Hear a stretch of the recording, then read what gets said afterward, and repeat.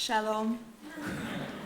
And I'm afraid that that actually is the sum total of my Hebrew, although I think I learned some directions this morning on the drive from the voice in the car. Can everyone hear me? Okay. Well, good morning, and it is a great privilege for me to be here at Technion.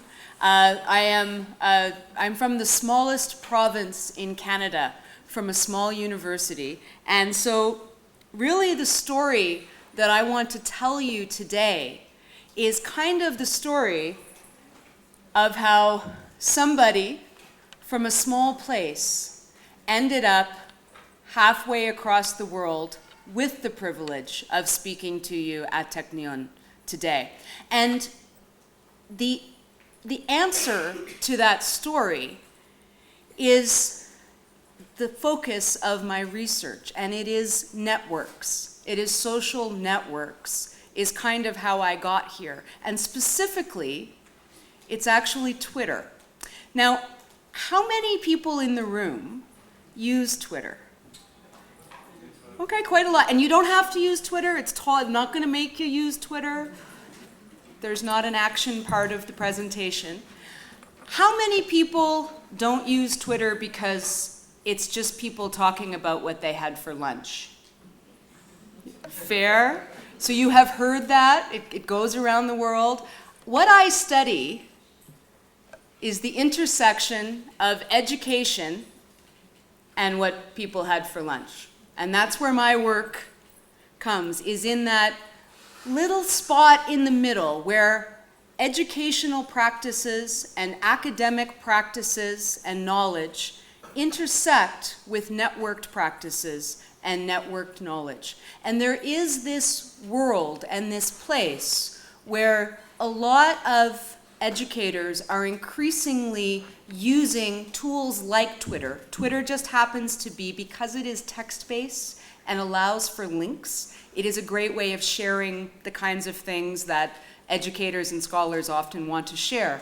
But in that intersection between networks and higher education, something very interesting is happening that I think hopefully will be of use to you.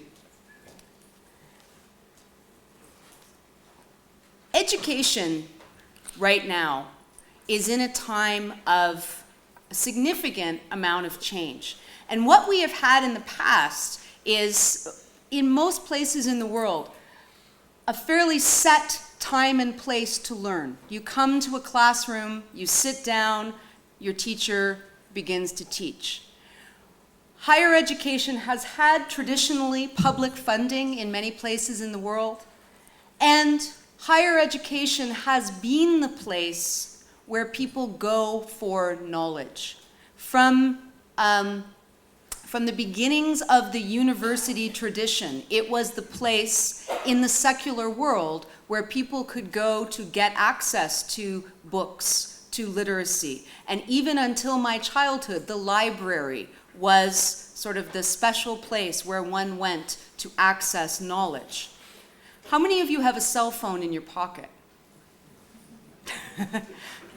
And so through that cell phone, not mine because it's Canadian, so it's dead right at the moment, but through all of your cell phones, you can now access, like that, more knowledge than was in my university library when I began university in a year we will not mention.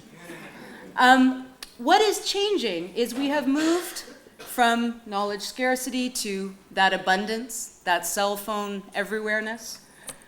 Public funding in many places in the world has begun to shift over to some marketization, which is differently distributed in different places. So what we're seeing in the US, for instance, are things like both free courses like MOOCs or massive open online courses, but then also players like Pearson and corporate and for-profit players really trying hard to get into the education game, taking over textbooks, LMSs, all of those things that we use in order to be educators.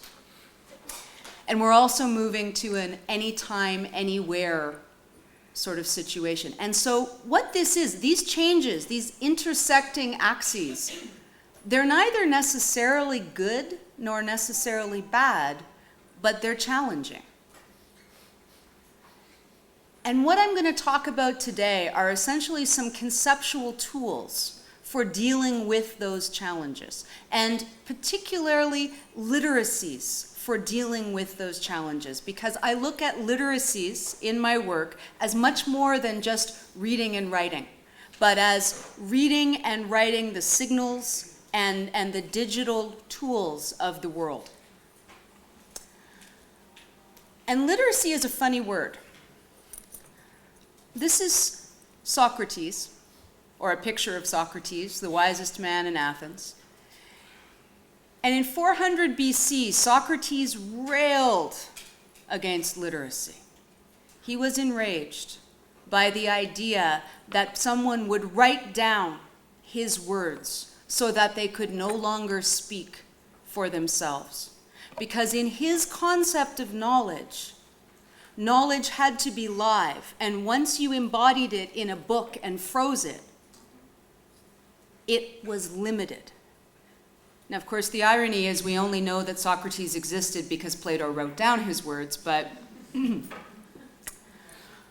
as that concept of the book took hold,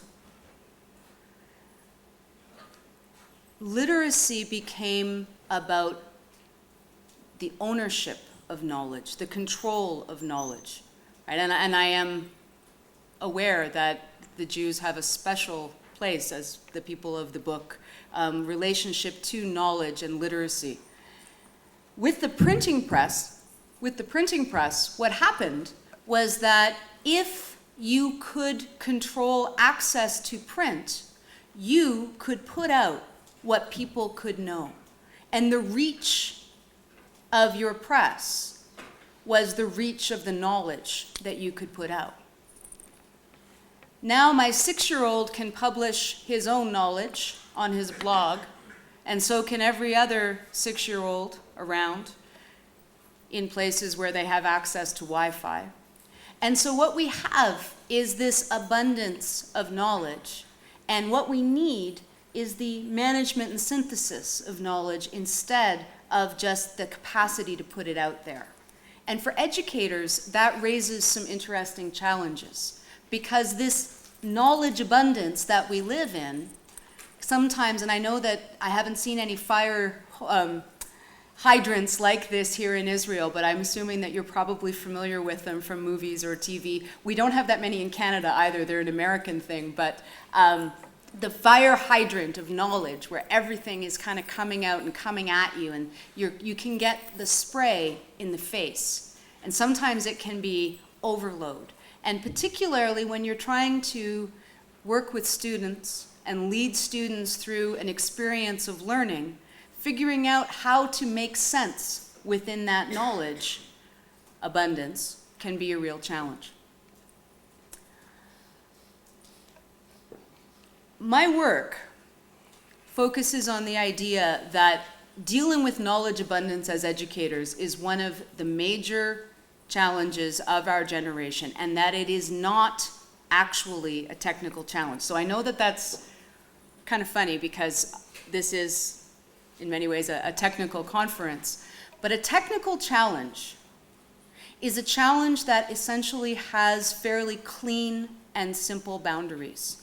It may be complicated, but it is not complex.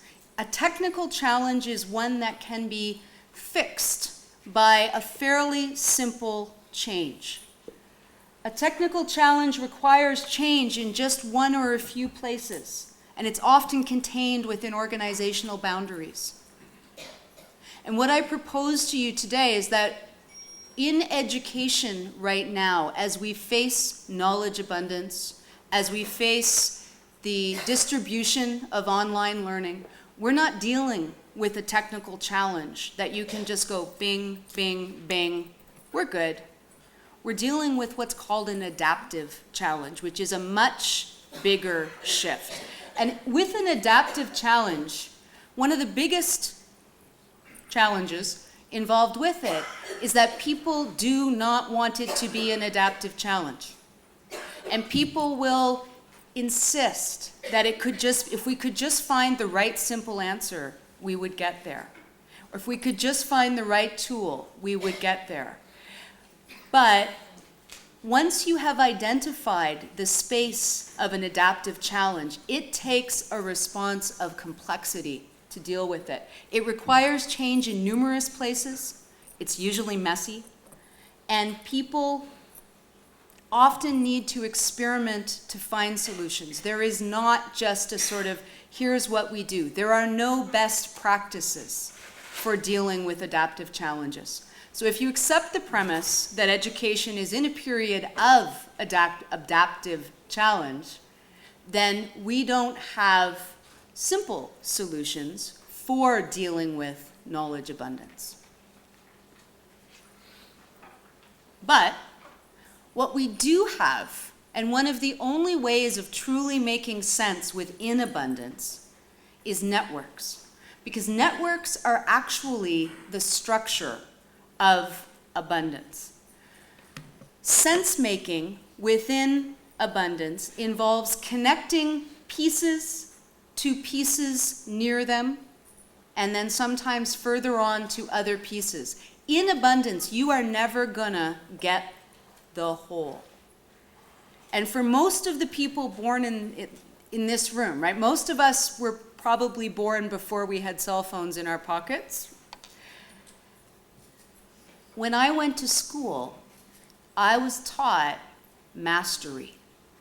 I was taught that to get the whole mattered a great deal. And there are still fields and places where that is absolutely important.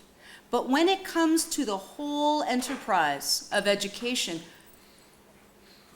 I propose that nobody can fully get the whole anymore. Those of you who are on Twitter, one of the biggest literacies that it takes to be able to navigate Twitter and make use of it is getting over the fact that it's constantly coming at you and you are going to miss stuff, and that is okay. I teach students, master's students, Bachelor of Education students, with Twitter sometimes.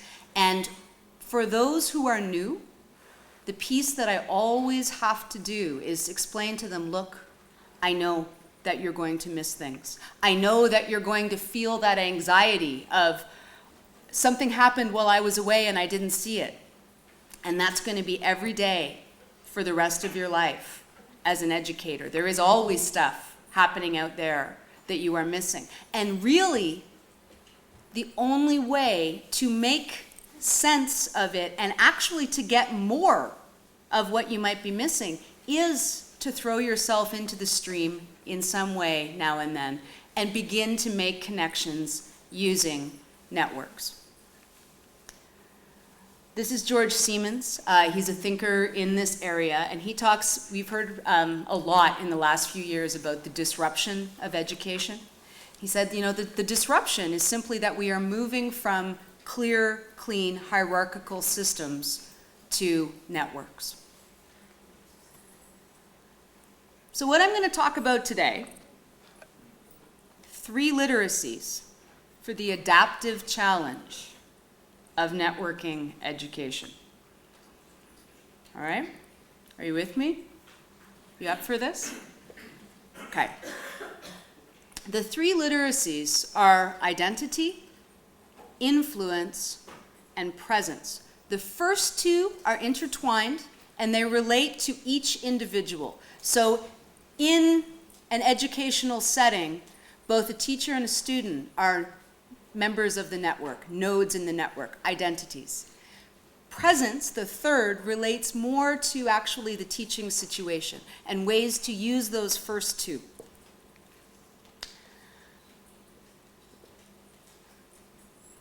In a network, nobody knows you're there unless you signal. I don't know, I'm assuming most of you come from all different places, is that right? Okay. So some of you would know each other, you'd be colleagues at the same university, or you see each other once a year at this conference. So if you look around the room, take a look around. Do you see someone that you vaguely know? And if you don't, it's okay, but see someone you vaguely know. If you went home later and someone said to you, did you see that person? You might say, oh yeah, I saw her, she was up there. I didn't talk to her, but I know she was there. In a network, because it is so large, its capacity is basically infinite, you actually don't know that someone is there. And you can't tell that they're there unless they do something that signals their presence to you.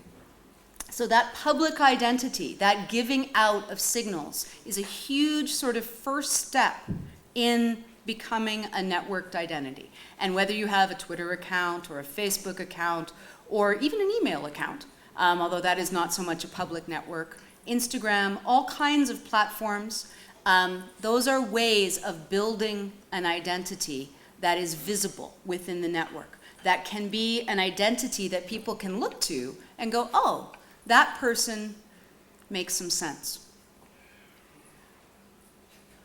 Identity doesn't happen overnight. I actually started in networks as a blogger, not as an educator. Back in 2006, I had a young baby. I was at home. I was on hiatus from my PhD, and I needed something to do with my mind, and I started writing. And I started writing about sort of the identity of early parenthood. And entirely by accident, because I didn't really know that a lot of blogs existed. I didn't read blogs. I just wanted a place to write. I ended up with a fairly sizable network of bloggers and writers. I ended up being invited to conferences, and I ended up watching this phenomenon of networked communities grow. When I went back to my PhD, I thought, this is really fascinating. I would like to study this. And so my work as an educator, my work as a researcher, and my experience as a blogger ended up over the last 9 years contributing to this overall public identity. I haven't written that blog since 2012, right? My primary digital identity now is the Twitter account on the front, and the two are quite disconnected.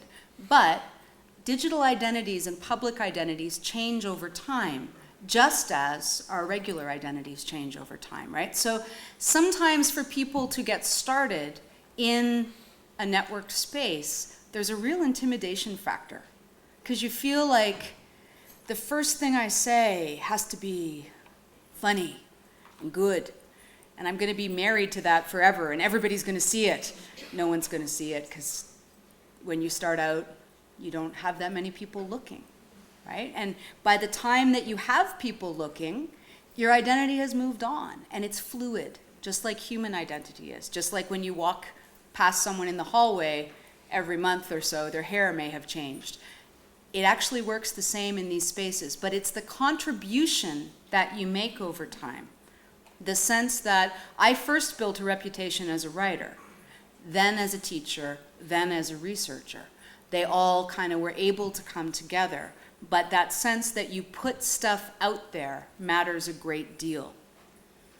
Because public networks are not just for consuming, and particularly in education. You can find, if you just want to lurk on Twitter, you will find great stuff. If you're following people in education, you might find great stuff to use for your classes. You might find great articles to use for your research if you research. But you won't fully get the experience of being a node in the network until you start to circulate some of that stuff. And it doesn't have to be your stuff. It can be the good stuff that you find. But again, it's that signal, that putting the signal out. And so I'd like to try something. Okay. I would like all of you, and this is probably awkward, but we're going to turn it over to you.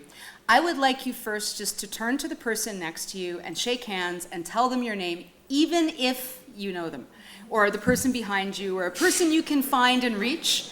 Shake hands, tell them your name, please and thank you.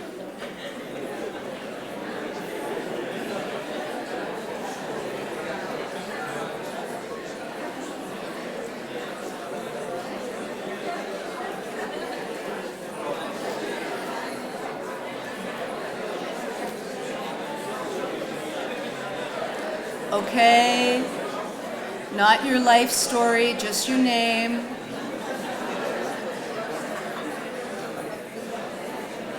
Him. Okay.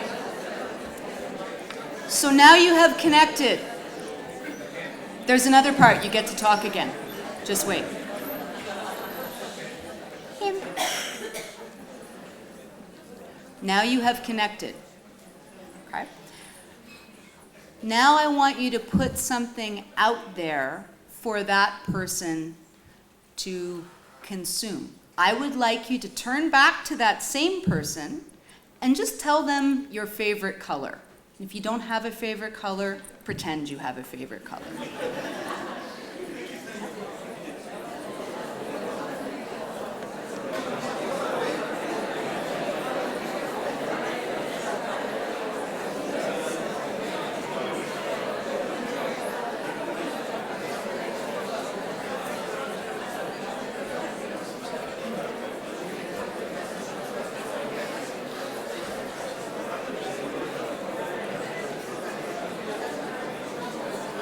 Okay, very good. Nicely done. Now you have not only connected, you have contributed information to the person next to you, but we haven't quite made it a network yet. And here's where the conceptual tool piece comes in. In a traditional classroom, things often work very much like communications right now. This broadcast method, it's like watching TV. One person gets to talk, you only get to talk a little bit. That's called one-to-many communications. Most of us were sort of trained to an education system or have a concept of an education system, yes, that works at least primarily on one-to-many communications. Networks are not broadcast at their best. They are many-to-many communications.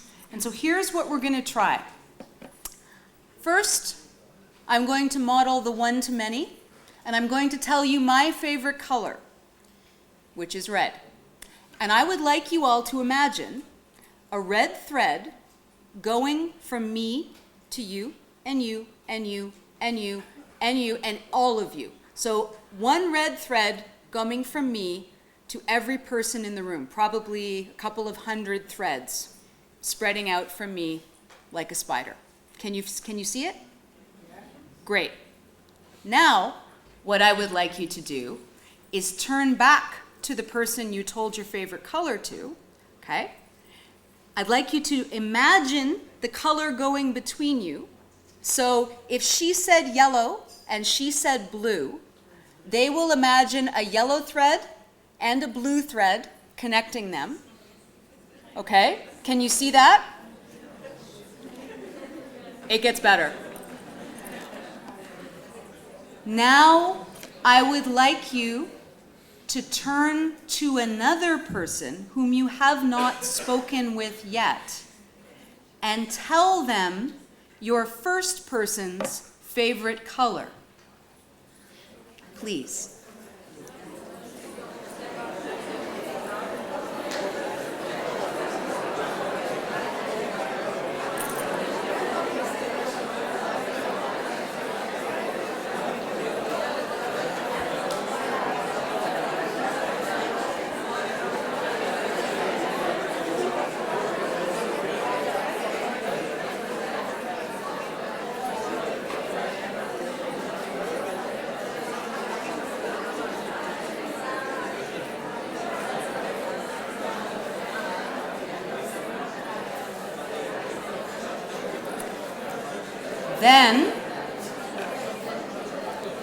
Then I would like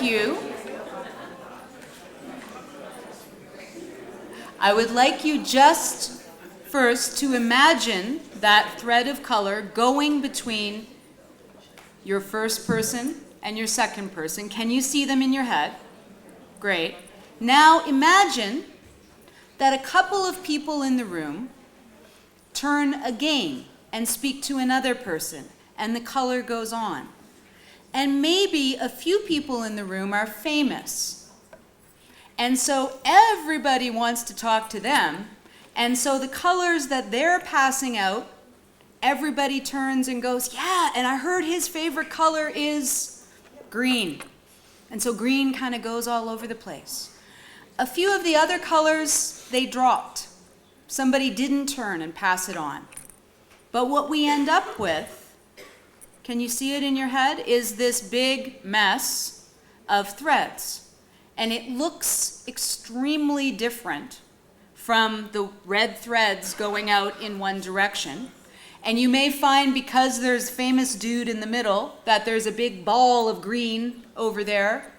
And maybe your thread got passed to the shy person who didn't say anything, and so it didn't go anywhere, and that's sad, but you can contribute a new thread soon. That is how many-to-many communications work. That is what networked communications look like. And to some extent, if we are going to deal with the adaptive challenge of education in a time of knowledge abundance, when students can constantly be connecting and communicating and putting out threads while they're sitting in our class, then we better find ways to engage them at least part of the time where appropriate in some many-to-many communications, because that is the nature of communications in knowledge abundance. And it enables us to form ourselves as network nodes. The nodes are the dots that the threads go between, right? And when we contribute things publicly in networks and we find interesting people to talk to and interesting things to share, then we form these webs of visible and sometimes invisible connections. You may not know who's following you. Most of the time that's okay. But this is how we become part of a network. But what color was your partner's favorite color? Yeah. She did. Oh. Okay, well, what was your favorite color? Blue? So what if she lied? Right? How do we know? Does it matter if her favorite color is blue? Not so much. But if you are sharing something that she said with your students, you probably want it to be trustworthy and credible. Yep? This is where the influence piece comes in. And this is actually a piece that I have just done a research study on in terms of in networked scholarship, where you have people who are in higher education, who are academics, not just publishing papers in the fancy journals, but also publishing papers on their blogs without peer review. How do we know, right? Once we drop the gatekeeping, how do we know whether any of this educational content has quality? And what I looked at are the signals of influence and trustworthiness within networks. Now, this is a quote by John Walensky, who is a Canadian and American, actually, educator. And he talks about the status signals of academia and the status signals of higher ed. And so this is particularly important in the US, maybe a little less so in Canada. But the first time I went to a big American university, I was walking around the campus with about 15 people. And it was myself and a German guy and 13 American higher ed folks. And all of the Americans were talking about, where did you go to school? Every single one of them. Oh, I went to. The German guy looks at me and he's like, you don't know where I went to school. I'm like, nope. You don't know where I went to school because you've never heard of it. And that, where you went to school, what papers you've published and where, who you studied with, what associations you're in, all of those pieces are little shorthands within higher education for trustworthiness, status, credibility, influence, right? That's what I'm talking about when I'm talking about influence. And we have very clear ways, for the most part, of reading that. Now, when I come here, I don't always read as well because I'm out of my context. Same as when I went to the US, I didn't read as well because I'm out of my context. But broadly, we know certain common names. Networks and many-to-many communications demand new literacies of influence. Even though the institutions may not always be approving of these new literacies, the Queen does not like them. And this is how you read influence on Twitter. Okay? So if you look, this is the profile of a professor and former dean of graduate studies at my university. Nice fella, teaches chemistry, has a Twitter account. It's mostly about beer. He occasionally shares interesting things about chemistry, but he agreed to be part of my study as an exemplar identity. So I sent his Twitter profile around to the participants in my study, and I said, what do you see when you look at this? What do you read? What are the signals that you were looking at? And all of my participants were very heavily active and highly literate within networks, and were using networks as a big part of their academic work. And so the things that they look at, the biggest number on Twitter that signals influence has always been the followers. How many people have chosen to follow you? Following is not nearly as indicative of influence because you choose how many people to follow.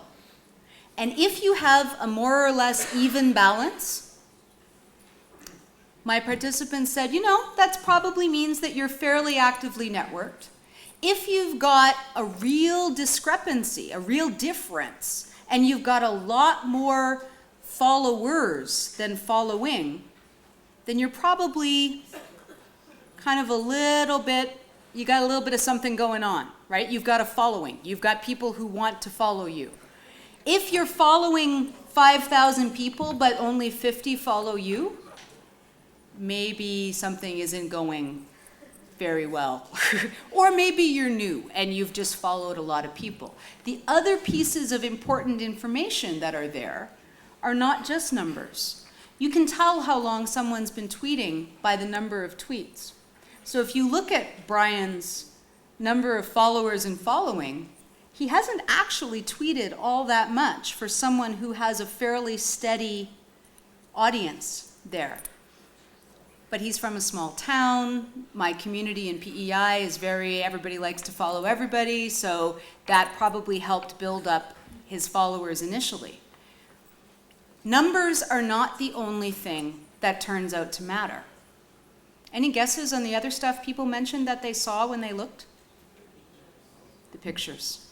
Brian has done a beautiful job with visual literacies in terms of identifying himself here. He's got nice, bright pictures that are even chemistry related, but he manages to make chemistry look exciting to those of us who might not be excited about chemistry. There's also the descriptors. He does describe himself as a professor, but then he goes out of his way to say he's a drummer in a rock band, and he likes beer, and he's a husband and a father, and so he's balancing the personal and the professional. If that account, and some of my exemplars had very formal professional accounts, I am the dean of such and such, and I write for this fancy publication, nobody wanted to follow them.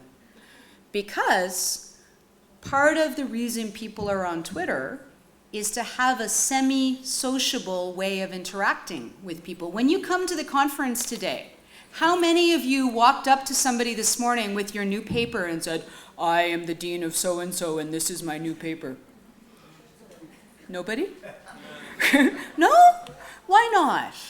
Because that wouldn't work so well? That is not social behavior.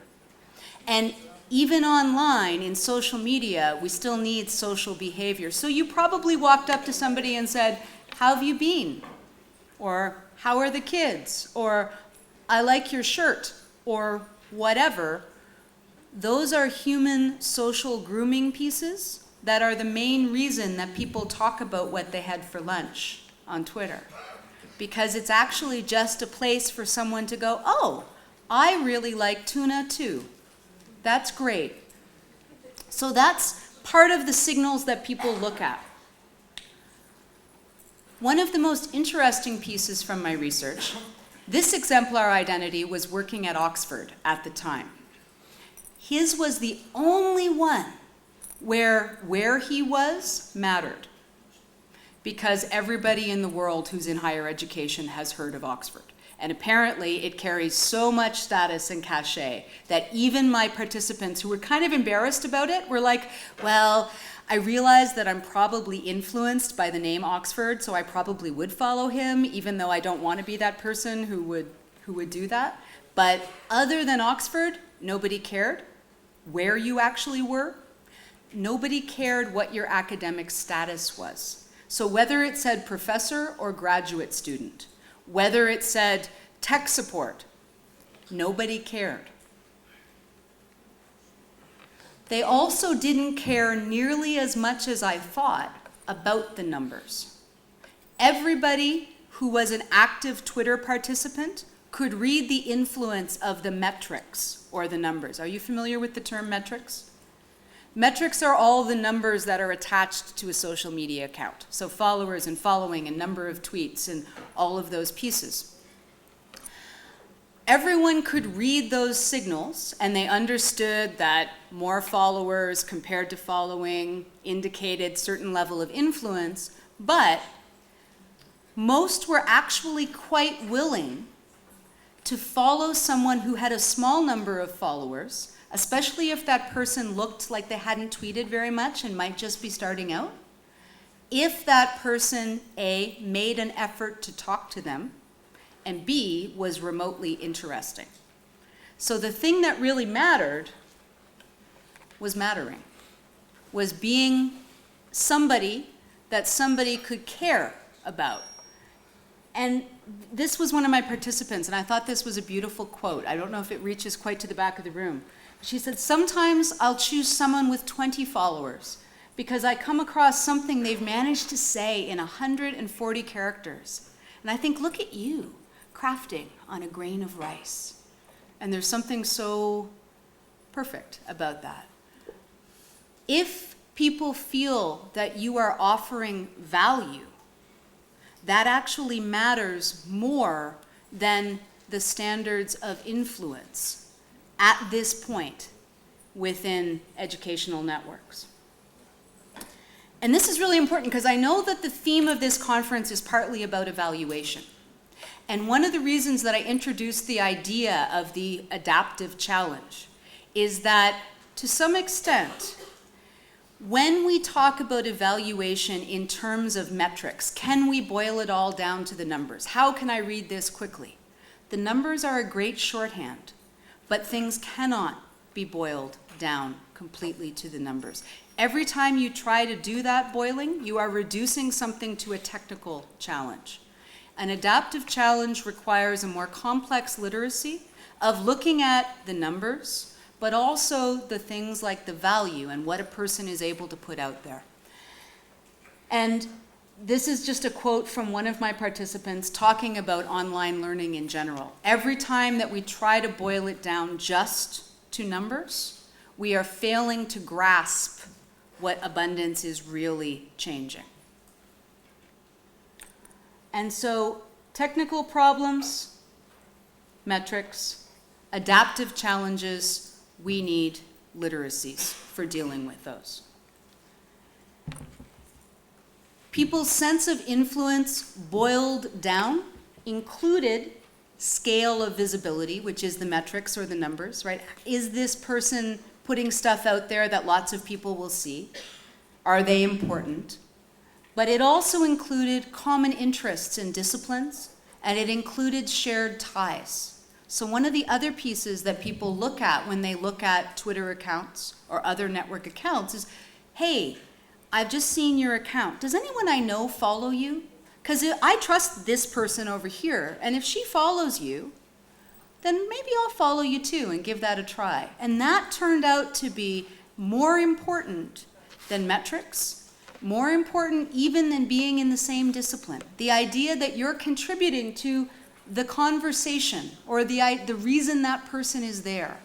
That sense of being in the stream and the abundance.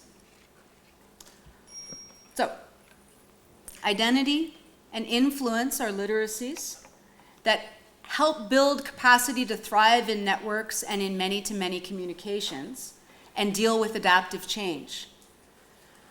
And that's something that any of you can, if you choose, or already are building independently and can encourage your students to build.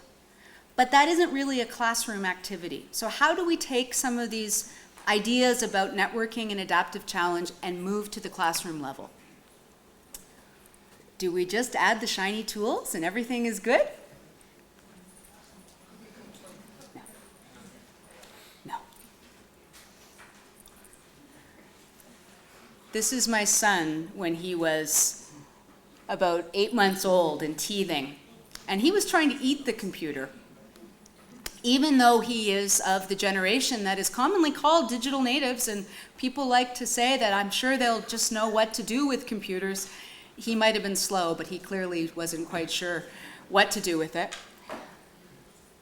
The idea of the digital native assumes that youth, by some magic generational quality, that people will just know how to deal with tools. And it's possible, because my mother did spend most of my life watching the movies backwards on the VCR when we still had the VCRs, because she actually never found the turn it off and rewind button. So from her perspective, I was VCR native because I had found that piece a little earlier. But the fact that kids sometimes can deal with the actual tech tools more adeptly or in ways that you can't doesn't mean that they understand how to use them, doesn't mean that they have good literacies for dealing with knowledge abundance, and does not mean that they know how to go out and contribute to the world. I mean, networks give youth an amazing capacity to speak in the world, and it is not really being taken up. There's still a lot of one-to-many happening. And so we go to literacies of presence. And this is my living room, den, cat. And this is a photo that it's a crappy quality, taken with my laptop. It's actually flipped around. Doesn't matter. How many of you use Moodle? A lot of you. So do I. And I'm actually just about to start a brand new class next Monday, master's course in education, and I'm going to post this poor quality photo in the opening introductory form because it's a fully online class and I will never meet them face to face. But I want them to have some sense of me as a human being who lives in a house with a cat, with furniture that needs dusting, etc. Because, and this is actually a piece that came out of my research as well, this is one of my participants, because it's Twitter, I had to flip them, they went the other way, but she said, ice breaking through images. She had suggested this on Twitter as a way to start a class, and I thought, well, I'll try it. So I tried it the last time around that I taught an online class, and I loved it, so I used it with my hybrid class, the class that I still meet face to face. So they see me embodied, but I still wanted them to see me in my home, or to see a piece of my home, to see a piece of me outside of the classroom, because the power relation is different. A person who's sitting on their couch with their cat is not in the same power relation that a person who's standing and gets to do all the talking is. So she said, ice breaking through images is low threshold. I've used the view from where you sit to think about online as placed. And she said, I found that weeks later, students still remembered each other by their images.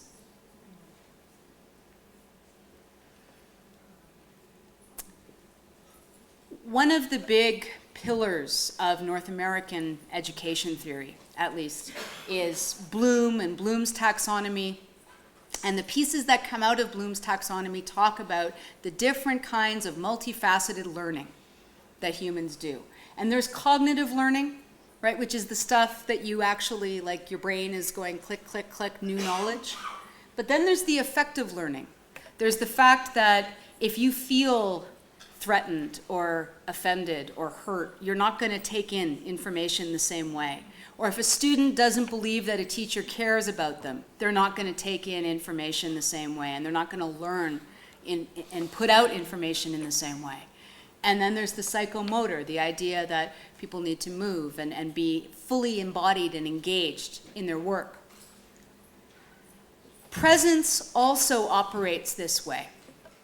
Presence has 3 parts, and there is cognitive presence, right? But there is also something called teaching presence and something called social presence. And these are always part of an educational experience. But when we move online, they become particularly important because the teaching presence is not there in the same way, right? And so even if you only use Moodle to support your classes, there is a need to build some teaching presence in there and to build some social presence in there, because too often what happens when people take a course and put it online, how many of you have ever taught a course face-to-face and then had to move that course to a fully online kind of space? How was it? Yeah? Okay. I find it really hard work. I'm in the process of it now, and it's actually much more work to plan the online course than it is to plan the face-to-face course, because I have to build so much more in. But very often, what teachers are encouraged to do is, oh, well, just take your content and just put it on Moodle, and there's your course. And the problem with that is that you've only got cognitive presence. Your content only covers what you want them to learn. But it doesn't give any social, affective presence, and it doesn't give any of you. Only content can be measured. And so if you want to know what your students are learning, you can measure that and you can test that. But if you want to know how they're learning, and if they're learning in the affective domain, if it matters to them, if they are changing as a result of what they're learning, you can't necessarily measure that. These are my students. I can measure when they last checked into Moodle, but I can't measure what their experience was there. Presence is not the same as content. This is my grade 3 class back in the 70s, and I don't remember what I learned in 3rd grade. I remember the funny little shirt that guy on the end used to wear. It had these big wing Peter Pan collar. I totally remember that. I remember the kid who put gum in my hair. I remember the social pieces. I remember both the moments of kindness and unkindness from the teacher. I remember those things, not the cognitive learning. And yet, I built a foundation in that context to keep learning. So online actually demands more from us, and more in the way of presence, and more of giving of ourselves and making sure that our students are able to connect with us. This guy was hoping the software would do that for him.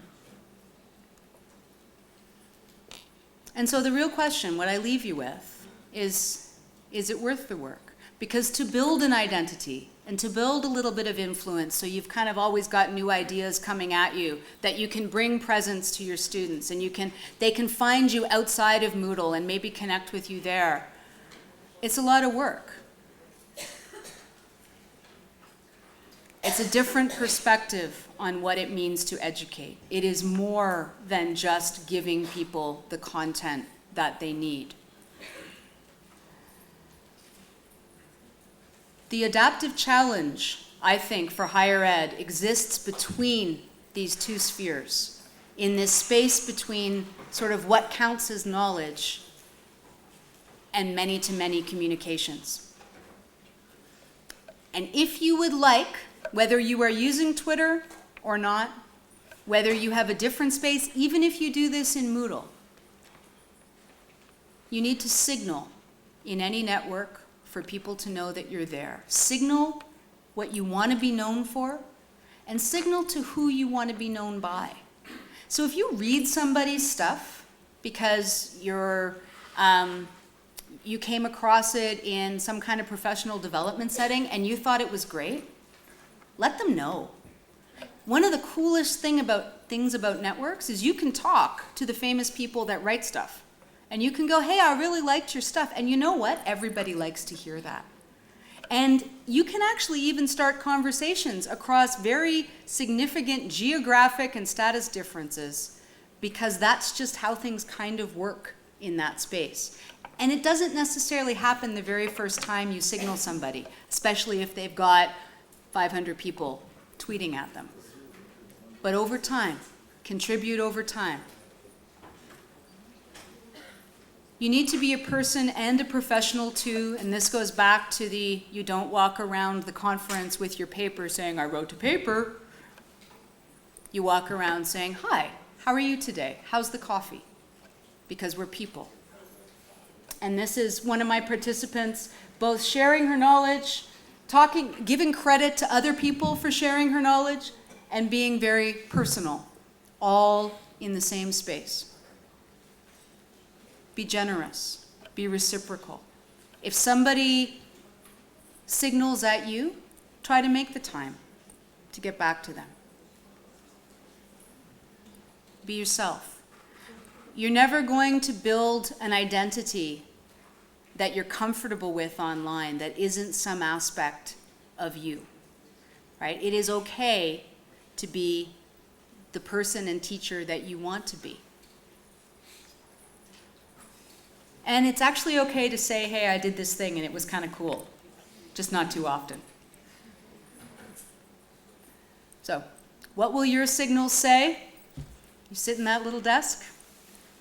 Thank you very much.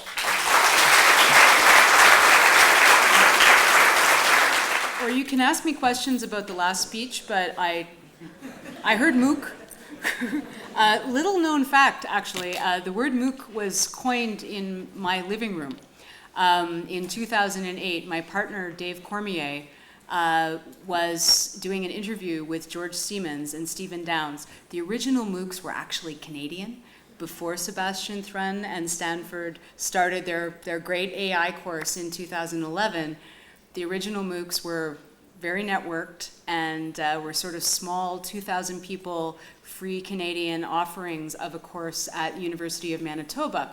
And my partner did a sort of weekly podcast, radio show, and was interviewing George and Stephen, who had opened up their course for free and kind of said, hey, anybody want to take this course? Because it's on this idea of George's that was kind of new, and they thought maybe an extra 50 people might show up, and 2,000 people showed up. And in 2008, 2,000 people seemed like a lot in a class. And so they were trying to talk about it on this show, and Dave said that like we could call it like a massive open online course, like a MOOC. And so it's really funny for me to sit here, and the only word that I can actually understand is MOOC. So I'll go home and tell them. But does anybody have any questions or any ideas or stuff you want to throw at me? No tomatoes?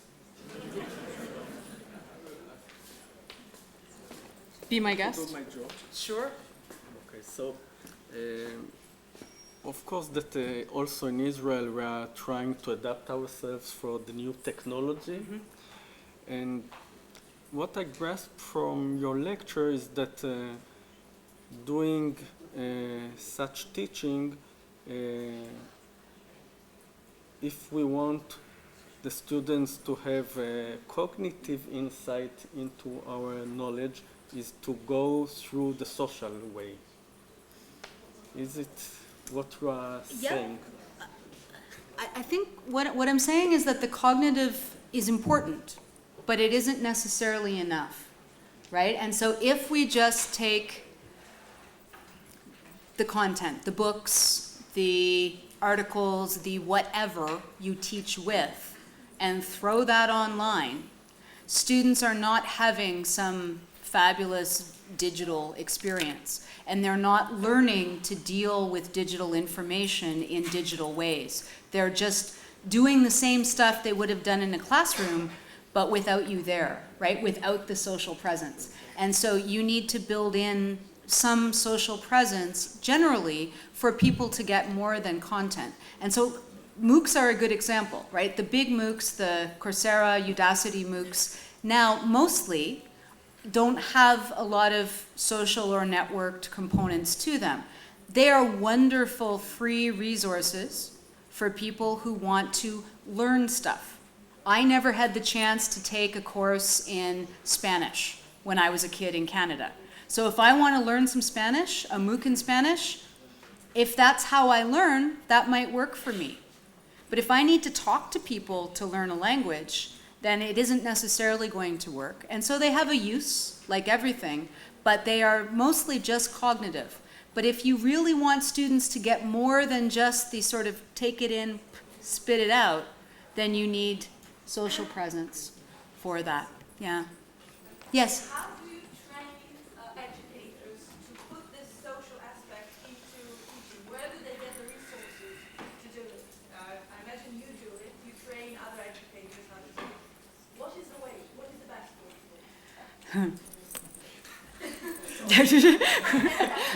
I don't know if there's a best way.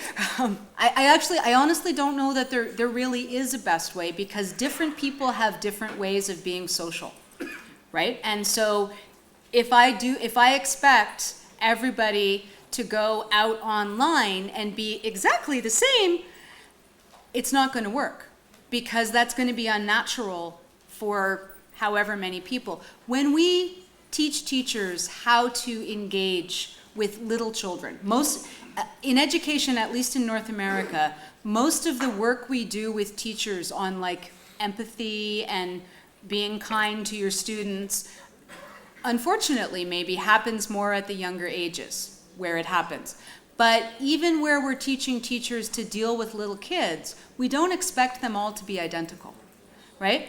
And so online as well, we can't expect you to act like me or me to act like him, but it's about taking the personal. It's about merging that personal and professional. And that's where the identity piece becomes so important. You can't have a social presence in a classroom unless you have some kind of social identity beyond just the content. And so it doesn't have to be, your students don't need to know the details of your life, right? That's a photo of my living room. It's not a photo of my bedroom. It's not a photo of my kids even. But it is just a little glimpse of, hi, I'm a person too, right? You probably have a living room. That's all I need to see of your personal space, but it's just that little human-to-human tie. And I think you can start small with that. I think even little pieces just like those pictures or whatever is comfortable for you are a place to begin that, because they change the way that people relate to each other and talk to each other. But the biggest piece of this, actually, particularly for teaching, when you try to do this in your classroom, it is not just a matter of your students learning something new. It's a process of unlearning. Many of us have been acculturated from childhood to sit down in a classroom and be passive and wait for the one-to-many to come at us, right? And so unlearning that role as a teacher of just giving out the red threads and actively teaching your students how to do some kind of many-to-many communications, even if it's just giving them the example of that mental model and then finding ways to scaffold that so it's not chaos, that's a big learning curve in itself. But that unlearning that you're just here to sit and absorb is the biggest challenge, I think. Anybody else? Yes? Theoretically, I'm translating for you, mentioned the fact that only 17% graduate out of MOOC or online courses. And that has been always a big problem. People are not disciplined enough, there are all kinds of reasons, and no matter what kind of presence you show, the students will not learn. It's not a substitute for the usual academic course. What do you think about that? This is in a MOOC, right? In a MOOC, yeah. I think one of the big things to remember about a MOOC, and this was true, myself and my partner Dave and George Siemens and Sandy McCauley from our university and myself did the first research project on MOOCs back in 2010, before Stanford. And even then, we were aware that though 2,000 people signed up or 800 people signed up, the people who were actually visibly engaged was a much smaller number, right? And those courses didn't have the same kind of analytics and metrics to track that the Coursera courses do now, because it was a different kind of content, but we were still aware that people weren't necessarily finishing. And what we realized was that that wasn't what people went in for. So a MOOC is a very odd educational experience, because when you sign up, there is no barrier. You don't have to pay, right? You don't have to buy any books. You don't actually have to even mentally make the commitment of, I'm going to take this course, right? I can take like a free knitting course in my community, but I show up and the nice little old lady is sitting there expecting me to come every week. It's a social contract. MOOCs don't have that social contract, and they really weren't necessarily intended to. Part of the, at least, again, now when I speak about like the Canadian, the CMOOCs or the connectivist MOOCs, they were intended to be a, hey, come try this. If it has value for you, that's great. They were much more focused on kind of new concepts and experiential stuff than they were learning Spanish or learning engineering or learning artificial intelligence. But either way, it's more like an encyclopedia. A MOOC is a presentation of, hey, here's some stuff you might want to know. I like reading the encyclopedia. I never sit down and read the whole encyclopedia. I have actually signed up for MOOCs that I don't finish, because I don't sign up to finish. I sign up because I'm kind of curious if I'll like it. And there's no problem with that.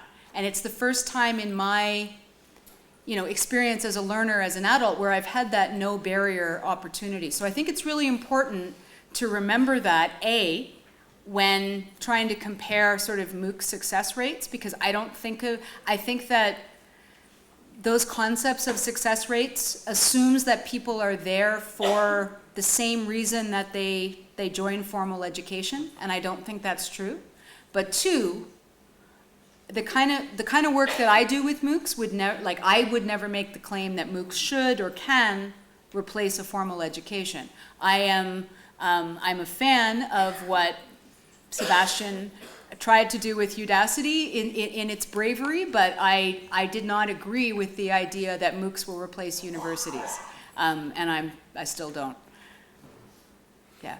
So, hi.